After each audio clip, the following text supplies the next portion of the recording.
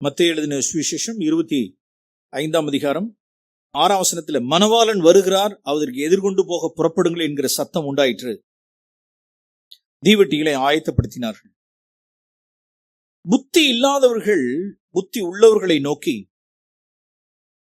உங்கள் எண்ணெயில் எங்களுக்கு கொஞ்சம் கொடுங்கள், எங்கள் தீவட்டிகள் அணைந்து போகிறதே என்றார்கள்.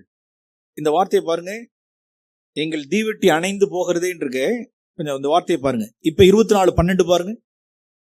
அநேகருடைய அன்பு. ஓகே, இங்க என்ன வாசிக்கிறோம்? 8ஆம் வசனத்தினுடைய எங்கள் தீவட்டி என்ன ஆகுது? அணைந்து போகிறதே. அப்படின்னா எது எது அணைஞ்சு போகுது? அன்பு என்ன ஆகுது? அன்பு தணிஞ்சு போகுது. ஏன் அந்த தீவட்டி அணைஞ்சு போகுது அப்படின்னா, பாத்திரத்துல என்ன இல்ல, என்ன இல்ல. அந்த என்ன தேவன் பேர்ல உள்ள அன்பு. அப்ப ஏன் அந்த அன்பு குறைஞ்சு போச்சு அப்படின்னா, எது பெருகிடுச்சப்ப? அக்கிரமம். என்ன அந்த அக்கிரமம்? பணப்பிரியம், தற்பிரியம், சுகப்பிரியம். இது மிகுதியாகி இது அணைஞ்சிருச்சு. இப்ப உடனே அவங்க என்ன சொல்றாங்க அப்படின்னா, புத்தி உள்ளவர்கள் பிரதித்திரமாக, எங்களுக்கு கொஞ்சம் எண்ணெய் கொடுங்கன்னு சொன்னாங்க. உங்கள் எண்ணெயில் கொஞ்சம் கொடுங்கள், எங்களுக்கும் உங்களுக்கும் போதாமல் இராதபடி நீங்கள் விற்கிறவரிடத்தில் போய் உங்களுக்காக என்ன செய்து கொள்ளுங்கள்? வாங்கிக் கொள்ளுங்கள். பிரியமானவர்களே, இந்த எண்ணெய் எல்லாம் என்ன செய்ய முடியாதுன்னா, இப்படி எல்லாம் கொடுத்து உதவெல்லாம் முடியாது. அதாவது ஒருத்தருடைய பக்தி இன்னொருத்தருக்கு கொடுக்க முடியாது. ஒருத்தருடைய தேவ பக்திய, தேவ நேசத்தை, பரிசுத்தத்தை எல்லாம் இன்னொருத்தருக்கு என்ன செய்ய முடியாதுன்னா கொடுக்க முடியாது. அவங்க தான் சம்பாதிக்கணும், அவங்க தான் வாங்கணும். உதாரணமா, இப்ப ஒரு குடும்பத்துல கணவன் மனைவி, ஒரு குடும்பத்துல ஒரு 4 பேர் இருக்காங்க. ஒருத்தர் வியாதியா இருக்கிறாங்க, ஒரு 3 பேர் என்னவா இருக்காங்க அப்படின்னா ஆரோக்கியமா இருக்காங்க. ஒருத்தருடைய ஆரோக்கியத்தை இன்னொருத்தர் கொடுத்துட முடியுமா?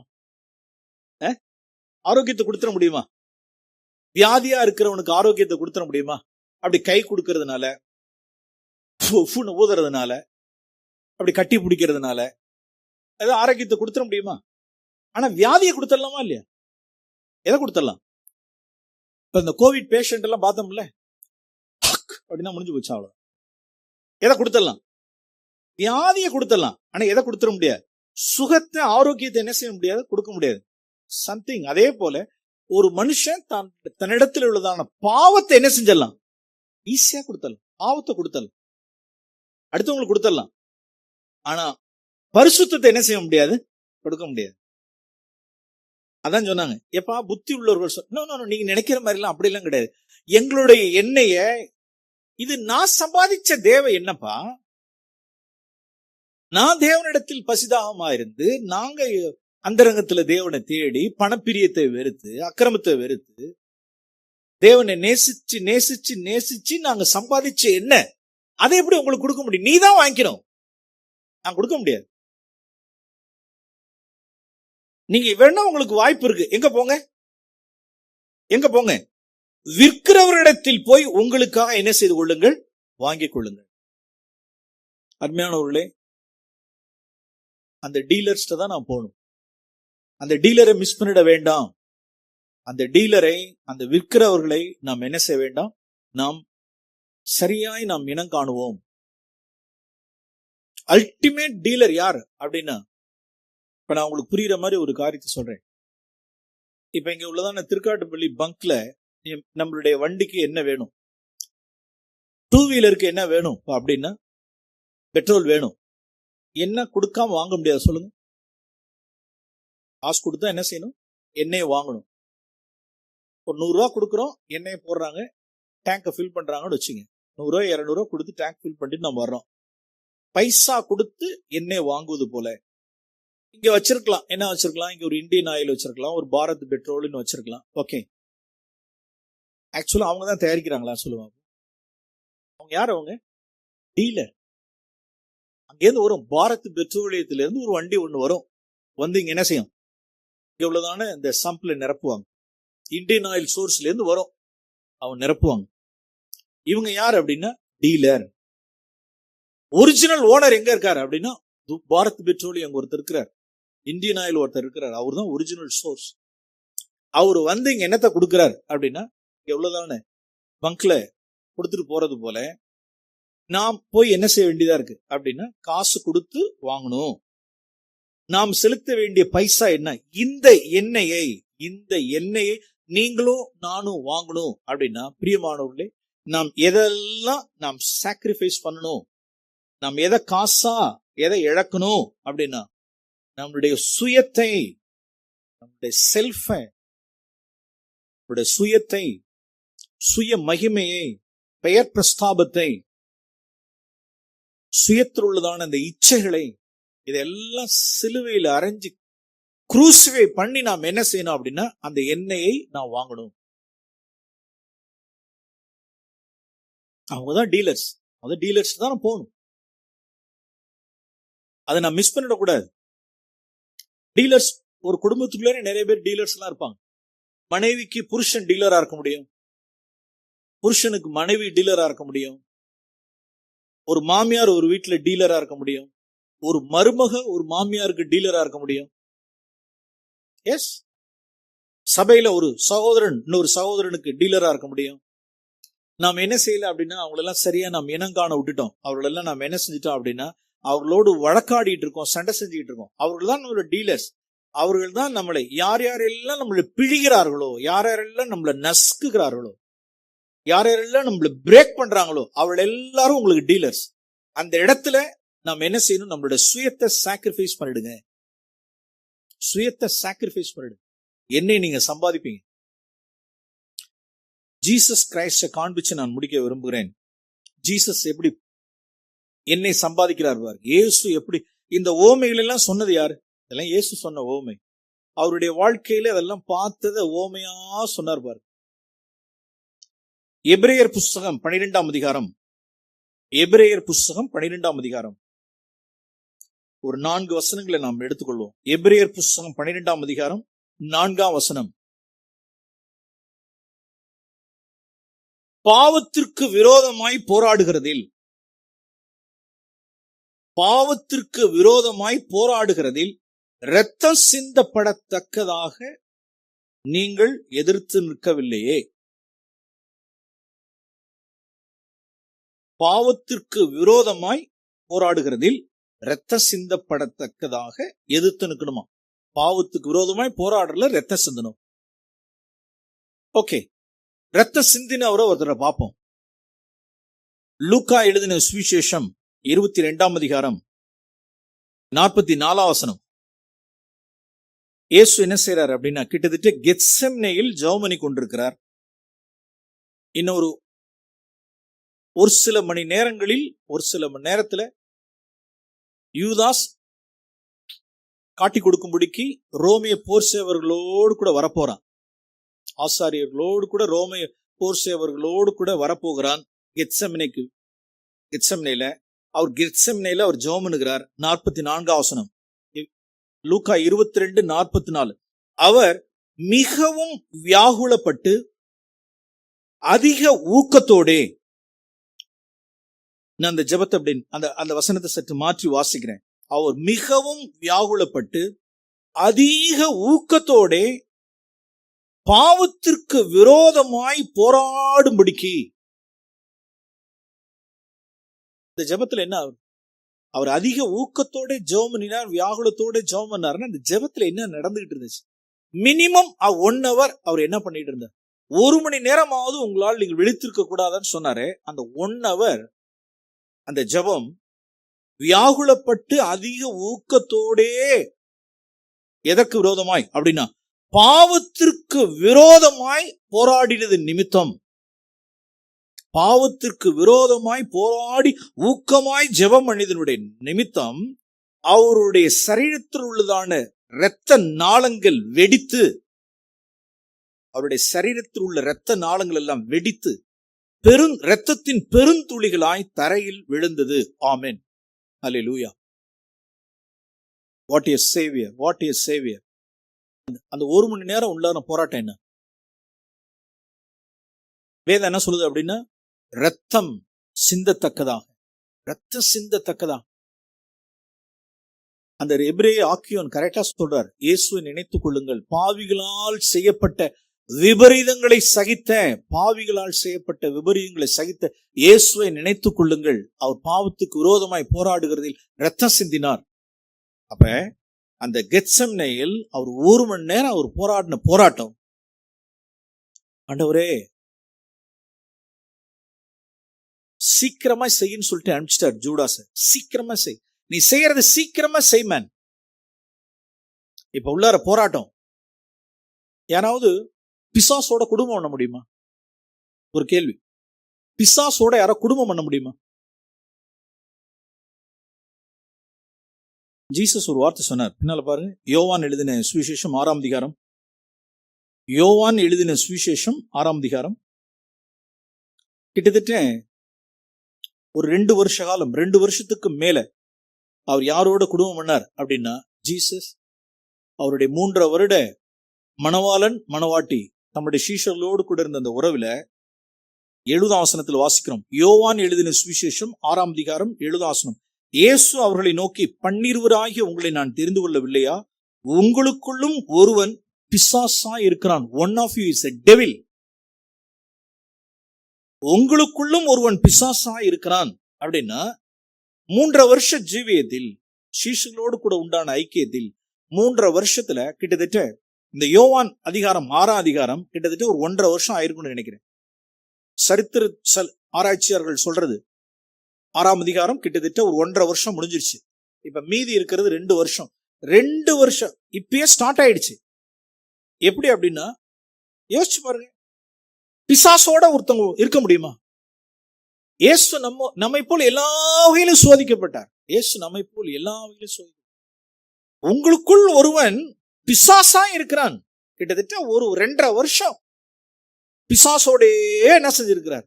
சாத்தான் அவனுக்குள் புகுந்தான் பின்னால. அப்ப எப்படி இருப்பான் ஒருத்தன்? பிசாசா இருக்கான்னா ஒருத்தன் எப்படி இருப்பான்? யோசிச்சு பாருங்க. கொலைபாதகன். ஆதி முதல் பிசாசானவன் கொலைபாதகன். ஆதி முதல் பொய்யனும் பொய்க்கு பிதாவுமாய் இருக்கிறவன். நடிப்பு, வேஷம், திருட்டு, பித்தலாட்டம், மாய்மாலம், குடுக்க குடுக்க குடுக்க பணத்தை திருடுறது, அலட்சியம் பண்றது, எல்லாரும் ஆண்டவரே என்ன போதகரேங்கிறது, மரியாதை இல்லாம நடந்துகிறது, அலட்சியம் பண்றது, முன்னால விட்டு பின்னால பேசுறது. இது தேவையாது? இந்த செலவு தேவையா? உங்களுக்கு தேவையாது? திருடன், பக்கா திருடன். இயேசு மேல எடுத்து ஊத்துனதுக்கு திருடனுடைய வாயிலிருந்து வர்ற வார்த்தை என்ன வார்த்தை? இது தேவையா? என்ன நக்கல், கிண்டல், பரியாசம், பித்தலாட்டம், பொய், மாய்மாலம், காட்டி கொடுக்கிறது, சகலமும். எத்தனை வருஷம் அப்படின்னா, யாரோட குடும்பம் பண்ணார் அப்படின்னா, மணவாட்டியாகி பிசாசோட கூட 2 வருஷம். எவ்வளவு யாரும் இப்படி இருக்க முடியாது. ஆண்டவர் சொன்னார், முடிவு பரியந்தம் அவனோட ஒர்க் பண்ணு. ஆண்டவரே கடைசியா அவன் காலை கழுவிட்டான் ஆண்டவர். அவன் காலை கழுவு, அவனை நேசி, அவன் தலையில அக்கினி தலையில குவிச்சிரு, அவனுக்கு சேவை செய், அன்பை காண்பிச்சு முடிவு பரியந்தம் அன்பு கூர்ந்துரு. ஓகேலா. இப்ப போயிட்டான், காட்டி கொடுக்க போயிட்டான். 1 hour போராட்டம், 1 hour கெத்செமனேல போராட்டம். ஆண்டவரே என்ன வருவான், நான் என்ன செய்ய? நான் சிநேகிக்கணுமே, சிநேகிக்க முடியல. என் மாம்சத்துல எனக்கு எதிர்ப்பு இருக்கு. என் மாம்சத்துல என்னால முடியல. ஆண்டவரே எனக்கு கிருபை செஞ்சிருங்க. நான் நன்மை செய்யணும். நான் சிநேகிக்கணும், அவனை சிநேகிச்சணும், எப்படியாவது சிநேகிச்சணும், எனக்கு கிருபை செஞ்சிருங்க. Praise the lord. Peak, pinnacle, அதான் சிகரம் வெடிச்சிருச்சு. ரத்த நாளெல்லாம் வெடிச்சு ரத்த பெருந்துளிகளா ரத்தத்துல விழுந்து எதற்கென்று உண்டானது அப்படின்னா, நான் நேசிக்கணும். நீதிமொழிகள் 14ஆம் அதிகாரம் 22ஆம் வசனம். Excellent verse. நீதிமொழிகள் 14:22. தீமையை யோசிக்கிறவர்கள் தவறுகிறார்கள் அல்லவோ. ஆண்டவரே, வாழ்க்கையினுடைய கடைசி கட்டத்துக்கு வந்துட்டேன். நான் தவறக்கூடாது, நான் தவறிடக்கூடாது. எனக்கு கிருபையை கொடுத்துருங்க, எனக்கு கிருபையை கொடுத்துருங்க. நான் நன்மையை நான் யோசிக்கட்டும். 1 hour என்ன அந்த கெத்செமனேல அவர் போராடின ஜெபம், அவர் வியாகுலப்பட்டு அதிக ஊக்கமாய் ஜெபம் பண்ணி அவர் பாவத்துக்கு விரோதமாய் போராடுகிறதில் நன்மையை யோசித்தார். ஆண்டவரே, இங்கேருந்து நான் போற பிதாவே, நான் இங்கேருந்து போன உடனே நான் சந்திக்க போற முதல் மனுஷனை நான் சிநேகிக்கணும். பிதா அவருக்கு அருள் செய்தார், அவர் கிருபை கொடுத்தார். நன்மை யோசிக்கிறவர்களுக்கு கிருபை உண்டு. ஜெபம் பண்ணி பெலனை வாங்கிட்டார். போய் என்ன சொல்றாரு அப்படின்னா, அதான் லாஸ்ட் என்கவுண்டர், யூதாஸ் சந்திக்கிற கடைசி தருணம். My friend, price the Lord, Jayamkondar. நன்மை, அடுத்த நன்மை, மல்குசனுடைய காது போகுது. ஆண்டவரே, நான் ஹீல் பண்ணட்டும், நன்மை செய்யட்டும். அடுத்த நன்மை, பேதுரு மறுதலிச்சுட்டு போறாரு, சபிக்கிறார். ஆண்டவரே, அவன் ஆண்டு கொண்டு செத்துறக்கூடாது, எப்படியாவது எங்கேயாவது நான் பார்த்தேன்னா பேதுருவை நான் மன்னிச்சணும், நான் பார்க்கிற பார்வையிலே நான் மன்னிச்சணும் அப்படிங்கிறப்ப பார்த்துட்டாரு. பேதுரு, நான் ஆண்டு கொண்டு செத்துறாத, நான் உன்னை மன்னிச்சிட்டேன். What a compassionate look. நன்மை, நன்மை, நன்மை, நன்மை, நன்மை.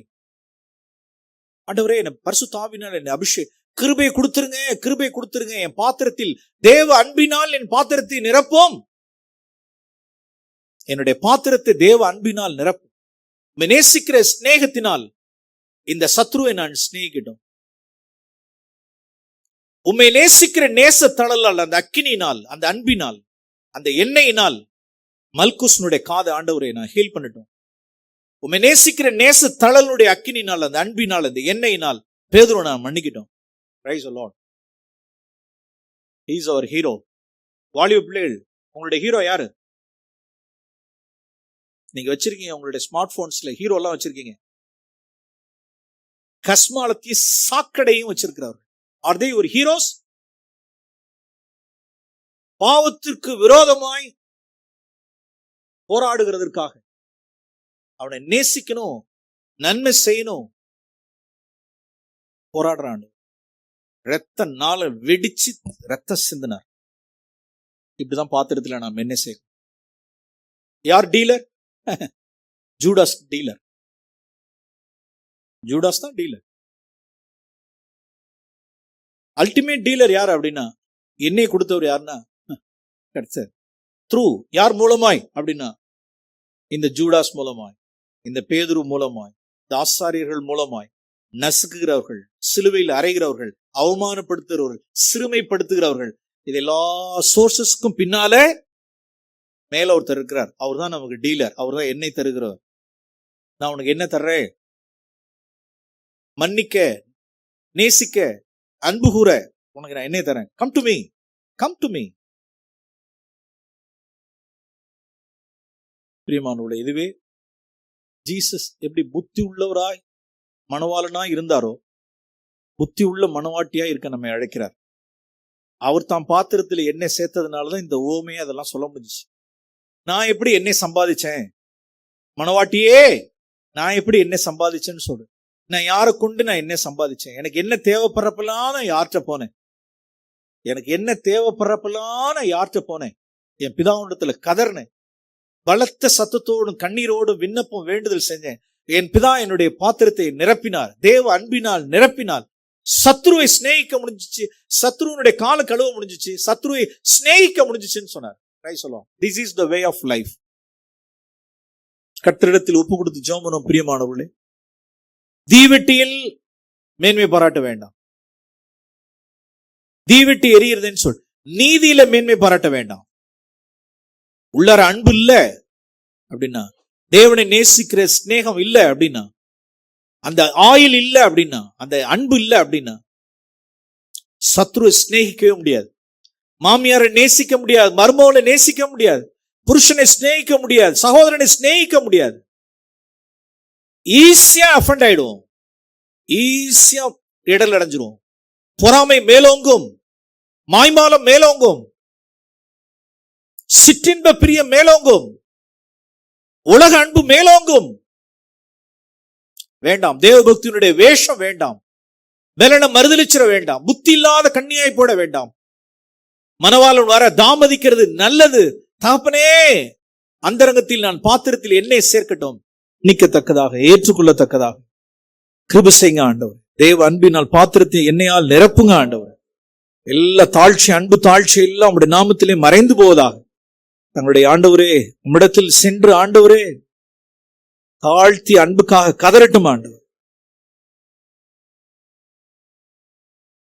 உமக்கே மகிமை செலுத்துகிறோம். இயேசுவின் நாமத்தில் ஜெபிக்கிறோம் பிதாவே, ஆமென்.